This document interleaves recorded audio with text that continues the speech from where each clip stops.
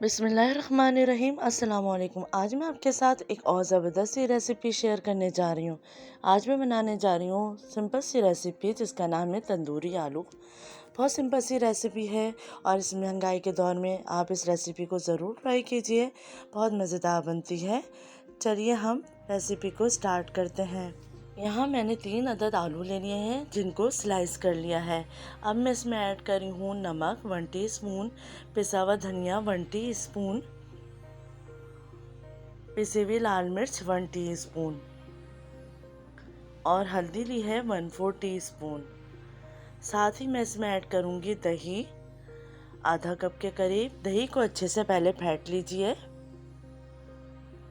दही ऐड करने के बाद इसको अच्छे से हम मिक्स कर लेंगे और मिक्स करके हम इसको रख देंगे मैरिनेट करने के लिए आधा घंटे।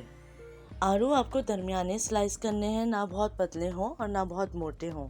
अब मैं इसको आधे घंटे के लिए मैरिनेट करने रख रही हूँ। आधा घंटा गुजर चुका है। अब मैंने यहाँ पे एक पैन ले लिया है, इसमें मैंने डाल दिया आधा कप तेल और साथ ही मैं इसमें ऐड कर रही हूँ 1 टीस्पून अदरक लहसुन का पेस्ट। अदरक लहसुन के पेस्ट को हम थोड़ा सा फ्राई करेंगे। जब इसकी अच्छी सी खुशबू आने लगेगी तो हम इसमें ऐड करेंगे 1 टीस्पून सफ़ेद ज़ीरा। साथ ही मैं इसमें ऐड करूँगी 2 हरी मिर्चें बारीक कटी हुई और इसको भी थोड़ा सा फ्राई कर लेंगे। कुछ सेकंड फ्राई करने के बाद अब मैं इसमें ऐड कर रही हूँ मैरिनेटेड आलू। मैरिनेट करने के बाद फिर इसको भी अच्छे से मिक्स कर लेंगे और मिक्स करने के बाद इसको थोड़ी देर हम कवर करके पकाएंगे मीडियम फ्लेम पर। आलू 10 से 15 मिनट बाद जब हाफ डन हो जाएंगे तो फिर हम इसमें ऐड कर देंगे थोड़ा सा पानी।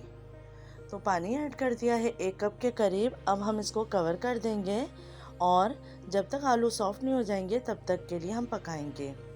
तो 15 मिनट गुजर चुके हैं और आलू अच्छे से सॉफ्ट हो चुके हैं। अब हम लास्ट में इसमें देंगे स्मोक। तो कोयला मैंने पहले से ही गरम कर लिया था। अब इसके अंदर मैं 1-2 ड्रॉप डाल दूंगी तेल के और इसको हम कवर कर देंगे ताकि अच्छे से आलूओं में स्मोक का फ्लेवर आ जाए। तो इसको सिर्फ आप 5 मिनट के लिए कवर करेंगे हल्की आंच पर। अब हम इसको निकाल लेंगे और लास्ट में हम डाल देंगे हरा धनिया और साबुत हरी मिर्च। तो आप देख सकते हैं बहुत सिंपल सी ये रेसिपी है और बहुत जल्दी बन के तैयार हो गई है।